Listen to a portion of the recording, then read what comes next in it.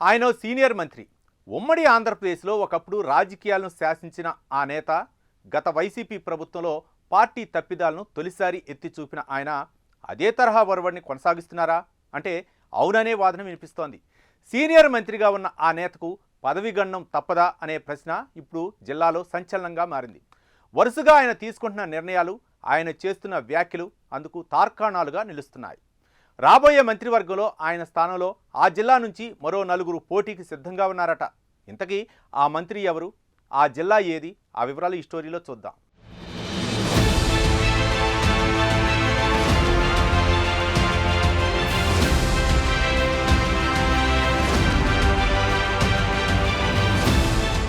ఉమ్మడి ఆంధ్రప్రదేశ్ రాష్ట్ర రాజకీయాలను శాసించిన పెద్దారెడ్ల కుటుంబాల్లో ఆనం కుటుంబం కూడా ఒకటి. ఒక దశలో ముఖ్యమంత్రి అభ్యర్థి రేసులో నిలిచారు ఆనం రామనారాయణ రెడ్డి. ఆనంను 2 తెలుగు రాష్ట్రాల్లో పరిచయం చేయనక్కర్లేదు. అలాంటి సీనియర్ మంత్రి అయినా ఆనం తీసుకుంటున్న నిర్ణయాలు, చేస్తున్న వ్యాఖ్యలు ఆయన పదవికే గండాలుగా మారుతున్నాయా అనే ప్రశ్న ప్రస్తుతం ఉత్పన్నమవుతోంది. తెలుగుదేశం పార్టీ నుంచి వైఎస్ఆర్ కాంగ్రెస్ పార్టీలోకి చేరాక 2019 ఎన్నికల సమయంలో వెంకటగిరి ఎమ్మెల్యే అభ్యర్థిగా జగన్మోహన్ రెడ్డి ఆయనకు స్థానం కల్పించారు. ఖచ్చితంగా ఆనంకు తన క్యాబినెట్లో మంత్రి పదవి ఇస్తారని అందరూ ఊహించారు. కానీ జగన్ రెడ్డి కొత్త మొహాలకు ప్రాధాన్యత ఇచ్చి సీనియర్లను పక్కన పెట్టేశారు. దీంతో ఆనంద్తో పాటు ఆయన వర్గం తీవ్ర అసంతృప్తికి గురైంది. వైసీపీ ప్రభుత్వం ఏర్పడ్డ ఏడాదిలోపే ఆ పార్టీపై తిరుగుబావుట ఎగురవేశారు ఆనం. అధికారులు సరిగా పనిచేయడం లేదంటూ బహిరంగ వ్యాఖ్యలు చేశారు.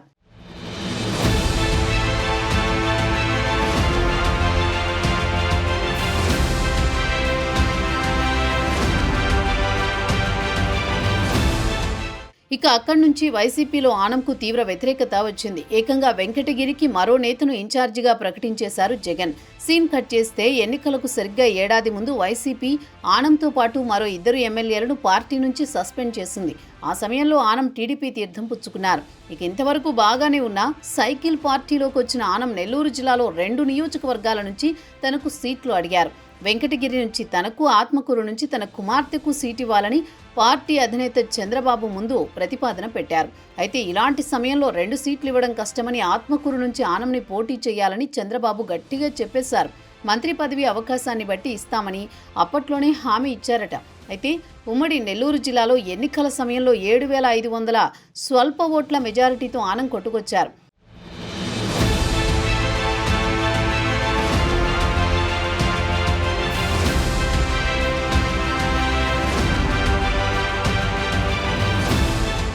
ఇదిలా ఉంటే రాష్ట్ర రాజకీయాల్లో సీనియర్ నేత అయిన ఆనం రామనారాయణ రెడ్డిని తన క్యాబినెట్లోకి తీసుకుని దేవాదాయ శాఖను అప్పగించారు చంద్రబాబు నాయుడు. అయితే ఆనం మంత్రి పదవి స్వీకరించాక పెద్దగా యాక్టివ్నెస్ కనపరచలేదని పార్టీలో టాక్. వైఎస్ఆర్ కాంగ్రెస్ పార్టీ నేతల వ్యాఖ్యలపై సరైన కౌంటర్ ఇవ్వలేకపోవడం, ఆత్మకూరు నియోజకవర్గంలో అవినీతి మరకలు అంటడం, ఆనం ముఖ్య అనుచరులు ఇసుక దందాకు పాల్పడడం వంటి కారణాలు ఆనంకు మైనస్గా మారాయి. జిల్లాలో ఇతర నేతలతో కొంత వ్యతిరేకత ఉండడం కూడా ఎఫెక్ట్ పడిందట. ముఖ్యంగా యువనేత నారా లోకేష్ దృష్టికి జిల్లాకు చెందిన పలువురు ఎమ్మెల్యేలు ఆనం తీరుపై ఫిర్యాదులు కూడా చేసినట్టు సమాచారం.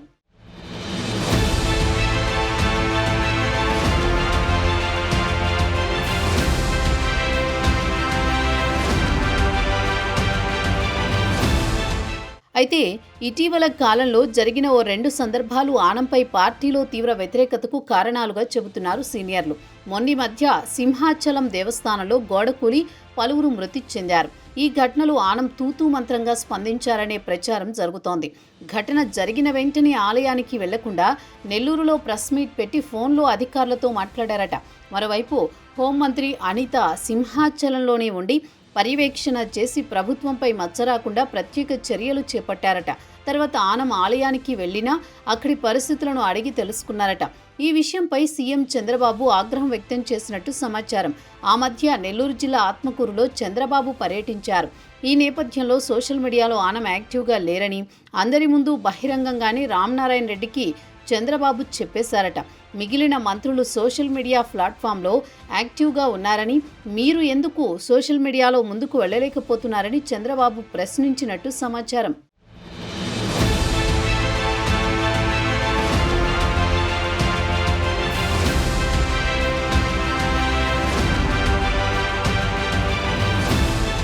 మరోవైపు రాష్ట్ర కేబినెట్లో ముఖ్యమైన వ్యక్తిగా సీఎం చంద్రబాబు యువనేత లోకేష్కు అత్యంత సన్నిహితుడిగా నెల్లూరు జిల్లాకు చెందిన మంత్రి నారాయణకు పేరు. అయితే నారాయణతో విభేదాల ఆనంకు భారీ మైనస్గా కనిపిస్తున్నాయి. 4 గోడల మధ్య తేల్చుకోవాల్సిన అంశాన్ని మంత్రి నారా లోకేష్ సమక్షంలో బహిరంగంగా మాట్లాడడం పెద్ద దుమారానికి దారితీసింది. నారాయణ ఆధ్వర్యంలో నెల్లూరు నడిబొడ్డులో ఉన్న విఆర్ హైస్కూల్ను ఇటీవల ఆధునికీకరించారు. వాస్తవానికి గత ప్రభుత్వ హయాంలో ఈ పాఠశాలలను మూసివేశారు. అయితే మంత్రి Narayana NCC company CSR funds తన కుమార్తె శరణి ఆధ్వర్యంలో కొంత నిధులు సమకూర్చి ఈ పాఠశాలను అంతర్జాతీయ ప్రమాణాలతో తీర్చిదిద్దారు. ఈ పాఠశాలకు VR municipal corporation high school అని పేరు కూడా పెట్టారు. దీన్ని ఆనం రామనారాయణ రెడ్డి వ్యతిరేకించారు.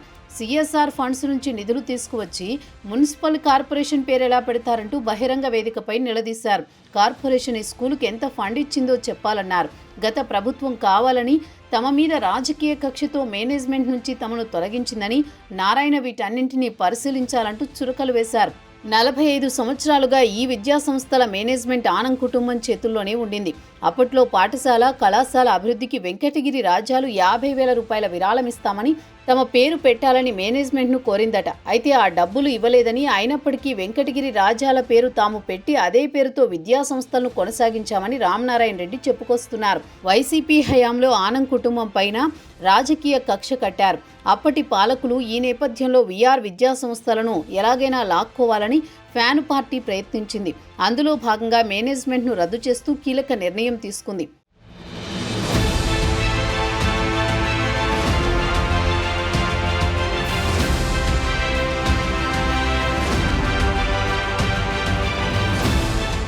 ఇకపోతే వైసీపీ నుంచి టీడీపీలోకి వెళ్లే సమయంలో ఆనం రామనారాయణ రెడ్డి విఆర్ విద్యా సంస్థలను తిరిగి తమకు అప్పగించేలా చంద్రబాబుతో మాట్లాడారు.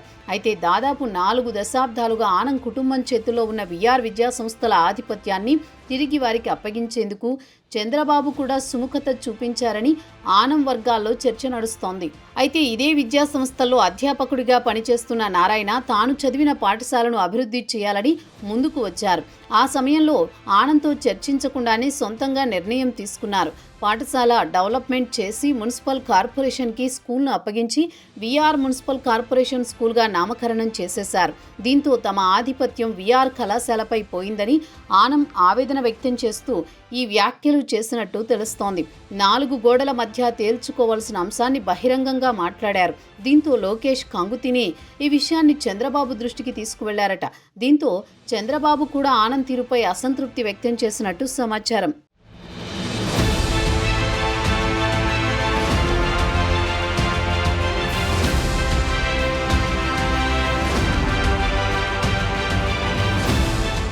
ఇక త్వరలో మంత్రివర్గ విస్తరణ జరగనున్నట్టు తెలుస్తోంది. ఇందులో రాష్ట్ర వ్యాప్తంగా పలువురు మంత్రులను కేబినెట్ నుంచి తప్పించి కొత్త వ్యక్తులకు మంత్రి పదవులు ఇస్తారనే ప్రచారం జరుగుతోంది.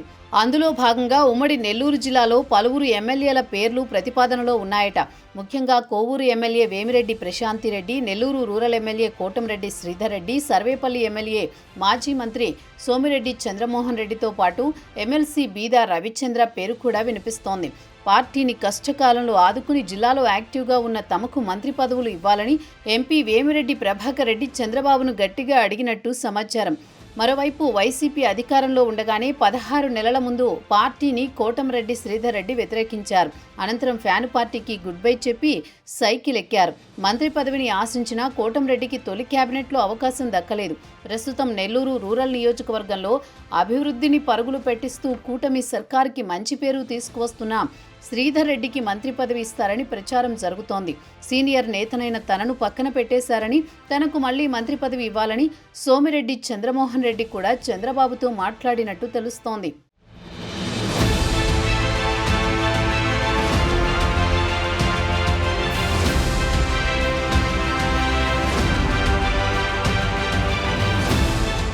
మరోవైపు బీసీ కోటా కింద టీడీపీలో సీనియర్ నేత ఎన్నికలకు తన భుజాలపై వేసుకుని పనిచేసిన బీదా రవిచంద్ర పేరు కూడా మంత్రివర్గ జాబితాలో వినిపిస్తోంది.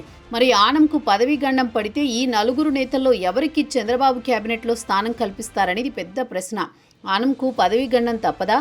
ఒకవేళ మంత్రి పదవి తొలగిస్తే ఎవరు మంత్రి అవుతారు అని తెలుసుకోవాలంటే కొద్ది రోజులు వేచి చూడాల్సిందే.